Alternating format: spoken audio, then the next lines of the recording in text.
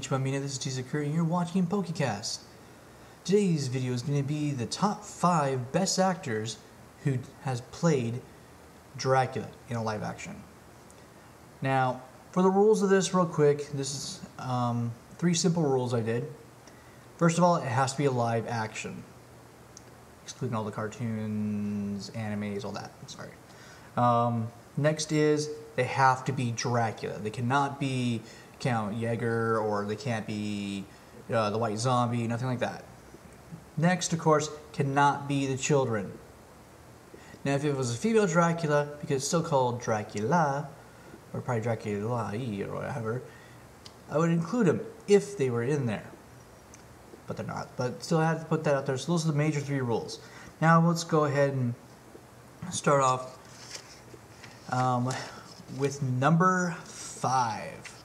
Now, with number 5, this was a little hard for me because there was at least 2 actors that tied at this.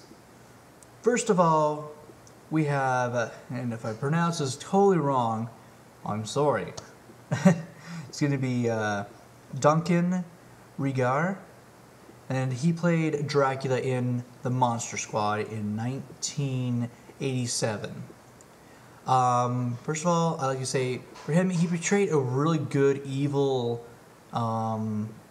Dracula. He did a really good job in the movie portraying what Dracula would be like, you know, in the situation that Dracula was in with all the other monsters and trying to come back and do a good job. He just did a nice job of bringing that character to life in that way of what they were trying to go for.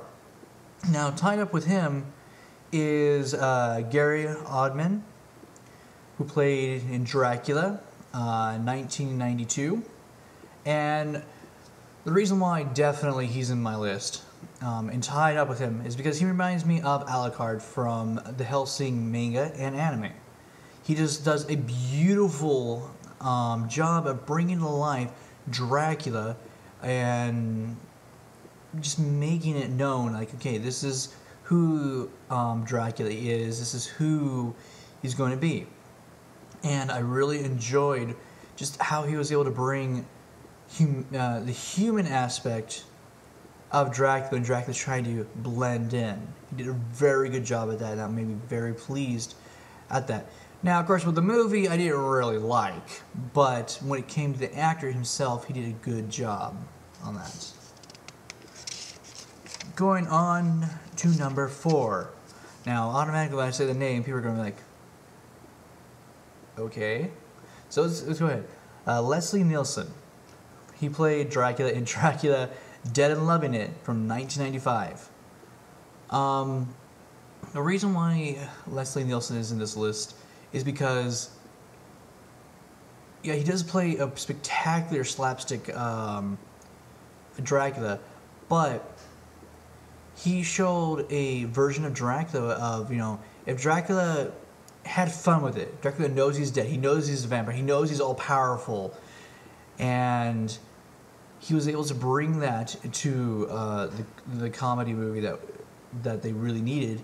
And not only that, but especially when he is surprised by Van Helsing, you know, he genuinely was able to show that, you know, like, you know, he would go to almost 100% serious on his character when the character actually deserved to be in that way.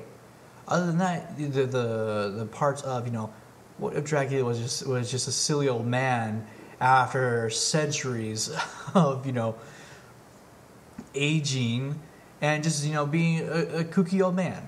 That's one thing I really enjoyed, is because it was really the first time that somebody had thought, you know, of course, you know, with Mel Brooks, like saying, this is what I would think Dracula would be like if, in case he decided to go that silly old man after so many centuries of just being a serious person. Why not be this fun and loving old man who's a senior, who's enjoying living forever?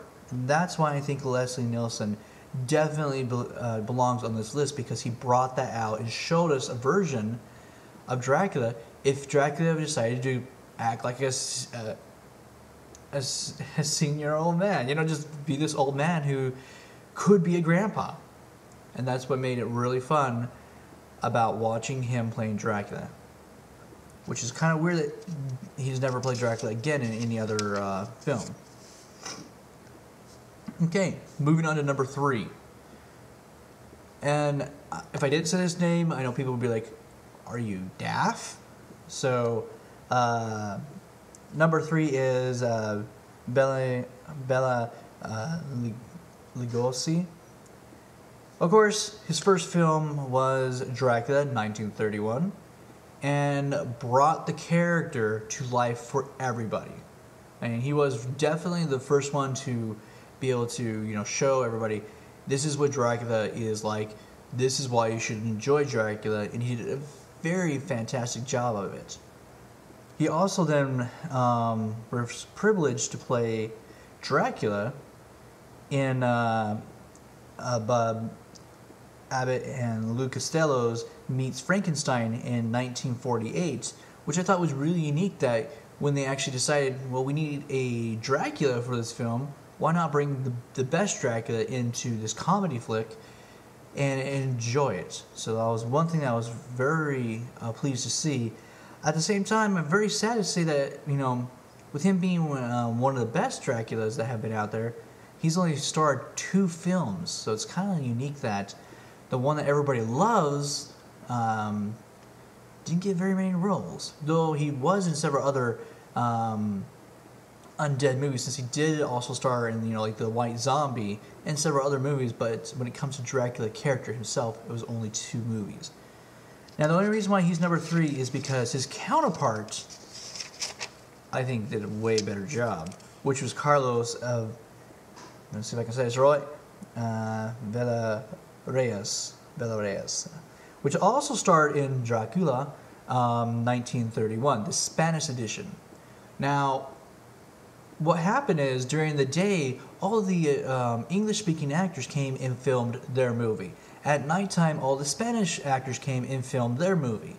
They had a completely different cast for the Spanish edition of this movie, and after watching both editions on DVD, I thought that the Spanish actors blew the American actors out of the water. They enjoyed it, they understood it, they just did a better job of making Dracula. And I personally felt that Carlos was better than he was. So I have to say, you know, especially now that on the Blu-ray, the special DVD, if you're willing to watch the movie in subtitles, or you know you understand Spanish, check this out. You'll see exactly what I mean about how they're able to capture a better characters on each one of the characters in the Spanish edition of the movie. And that was something very unique that these actors were able to do and bring to life a fantastic character, but were overlooked because the film was lost, basically, and wasn't refound until the 1970s, for everybody could enjoy seeing the Spanish actors show that they did a better job than what everybody, he's like, oh, he's the best. But in my opinion, they did a better job. That's why he is number 2. Well,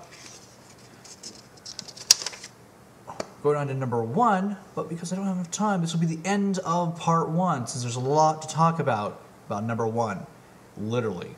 So, hope you guys have enjoyed. This has been numbers 5 through 2 of the best actors who have portrayed a Dracula.